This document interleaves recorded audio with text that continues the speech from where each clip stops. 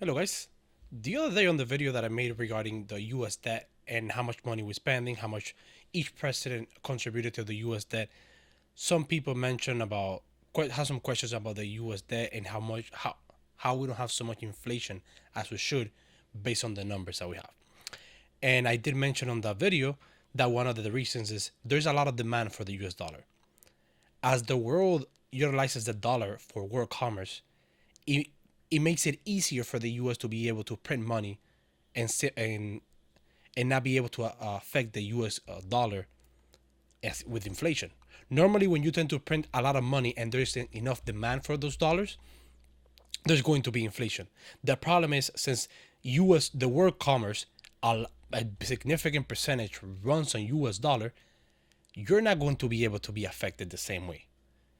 And I noticed a recent article which I have not been able to confirm because mainstream media is not covering. So I am still a bit skeptical whether there is an agreement or not.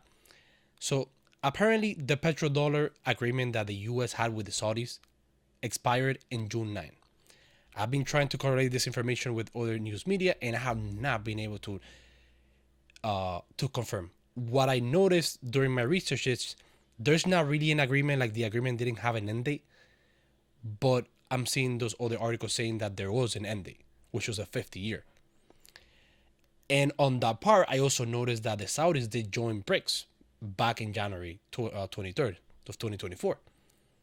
Now the problem would be if that is true, that would actually cause on the long term inflation in the US. Why? If the world commerce, let's say you have two countries, let's say you have Libya and the Saudis. The Saudis don't trust their currency. How they're going to trade oil? You need to buy it in US dollars. Let's say a country like Cuba, they want to buy oil, they need to buy that oil in dollars.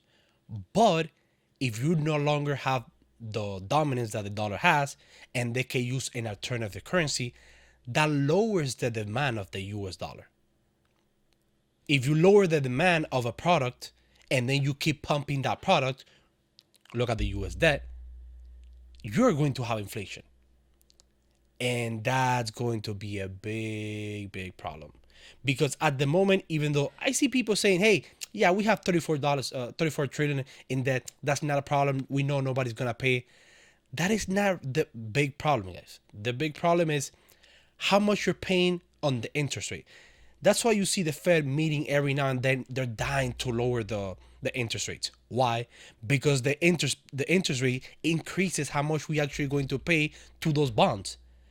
That's why those bonds and just the maintain our debt, it is so high. So if they're able to lower it to 2%, 1%, then they're no longer going to pay 1 trillion for to that debt. That is how this whole thing ties together. And what I mentioned that we export inflation, you export inflation due to the demand that we have for the dollar. So that's an important thing. Going back to the Saudi deal, I'm still trying to correlate the information. I don't see anyone from the mainstream media talking about this. I only found an article in Substack, and I found another crypto companies talking about it. So, but if it is true, that is bad news for the U.S. debt, especially the lower the demand, the more we're going to feel it here. And to those that say we can just print as much money as we want, that's what they said in 2020. That's what they said in 2020, and that's not true. Look at the price of housing. Look at the price of everything. Everything went up. Do you guys remember the dollar menu from McDonald's? It's no longer a dollar menu. It's a $2 now, 190 something. So even though people don't want to think those things affect, that's how inflation works. Inflation is a hidden tax. It's a hidden tax that you don't see because it creeps in little by little, 2% here, 3% there. And as time goes on, you're like, what happened here?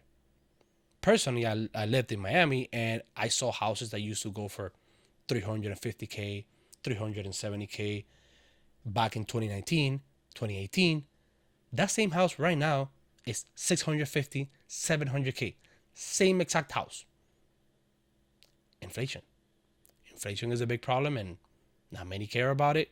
On a few people started paying attention when inflation was at 9%, which was insane.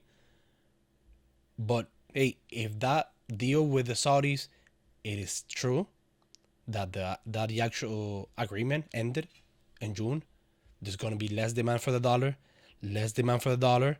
The U.S. is not being responsible with their debt. There's going to be less demand for our dollar, therefore, boom, inflation, and we're gonna feel it here. Hopefully, that is not the case. I'll keep you guys posted if I find more information about this, but I just wanted to get this out. How U.S. is able to export inflation using the U.S. dollar, and that's why they're not really concerned about the debt, even though, in my opinion, they should.